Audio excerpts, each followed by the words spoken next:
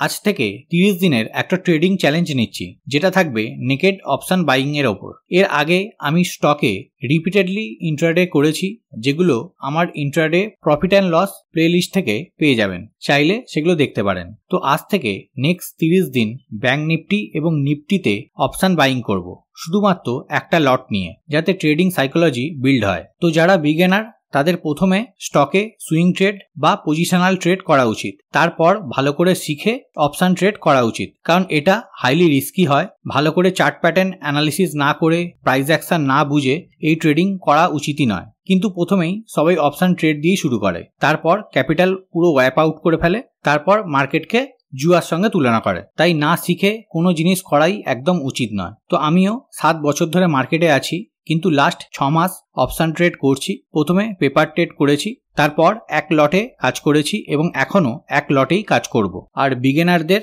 এক লটেই ট্রেড করার সাজেশন দেব, যাতে রিস্কটা মিনিমাম করা যায়। তো আজকে 2 মে 2024 ব্যাংক নিফটিতে একটা ট্রেড নিয়েছিলাম পুটের সাইডে। তো একবার লজিকটা আমি শেয়ার করছি। তো ব্যাংক নিফটি আজকে ফ্ল্যাট ওপেন হয়, তারপরেই একটা বড় গ্রিন ক্যান্ডেল তৈরি করে। তো প্রথমেই কোনো ট্রেড নয়, একটা প্রাইস অ্যাকশন বানাতে দিই। তো তারপরে 3 মিনিটের প্রায় প্রতিটা ক্যান্ডেলই ইনসাইড ক্যান্ডেল বানাচ্ছে। ঠিক 10টা 10 নাগাদ প্রাইস আজকের যে হাই সেটা ভাঙার চেষ্টা করেছিল। যদি এটা ব্রেক করতো তাহলে কল সাইডে এন্ট্রি নিতাম, কিন্তু ওই লেভেলে একটা রিজেকশন করলো, তাই একটু ওয়েট করি। দেন 11টা 15 নাগাদ দিনের লো ব্রেক করতেই 49,000 এর পুট বাই করলাম 280-তে, 20 পয়েন্টের স্টপ লস আর 90 পয়েন্টের টার্গেট। তো বাই করার পরে ভালোই মোমেন্টাম দেখাচ্ছিল, প্রায় 600 থেকে 700 টাকার মতো প্রফিটও চলছিল।